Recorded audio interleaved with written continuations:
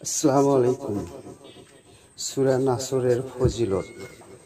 সূরা ফালাক পাঠ করলে শয়তানের অনিষ্ট এবং যে কোনো অশুভ শক্তি থেকে আল্লাহর কাছে আশ্রয় পাওয়া যায়। এই সূরাগুলো পাঠ করা সুন্নত এবং নবী মুহাম্মদ সাল্লাল্লাহু আলাইহি ওয়াসাল্লাম বিপদের আপদের বিশেষ করে অসুস্থ অবস্থায় এই সূরা দুটি পাঠ করতেন। প্রতিদিন এই সূরাগুলো পাঠ করলে বিভিন্ন ধরনের বিপদ আপদ থেকে রক্ষা পাওয়া যায়।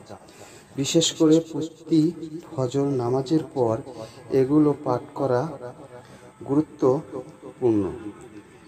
সকালে ও সন্ধ্যায় পাঠ। সূরা ইখলাস, সূরা ফালাক ও সূরা নাসের উপর আমল করা সুন্নত। এই আমল করলে সকল বিপদ আপদ থেকে নিরাপদ লাভ করা যায়। সূরাটি শুনুন। বিসমিল্লাহির রহমানির রহিম। ইযা জাআ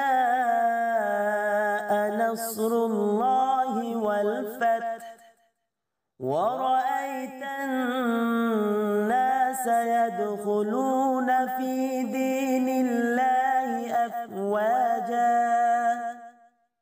فسبح بحمد ربك واستغفره إنه كان توابا। অর্থ: সূরা নাসর পবিত্র কোরআনের 110 নম্বর সূরা। এর আয়াত সংখ্যা 3টি। সূরাটি মদিনায় অবতীর্ণ। এই সূরায় মহানবী সাল্লাল্লাহু আলাইহি ওয়াসাল্লামকে মক্কা বিজয়ের সুসংবাদ দেওয়া হয়েছে। এই সঙ্গে দুনিয়ার আর বেশি দিন হায়াত নেই তাও বোঝানো হয়েছিল। তাই তাকে আল্লাহ তাআলার হামদ ও তাসবিহতে রত হয়ে এবং তার কাছে মাগফিরাত প্রার্থনা নির্দেশ দেওয়া হয়েছে।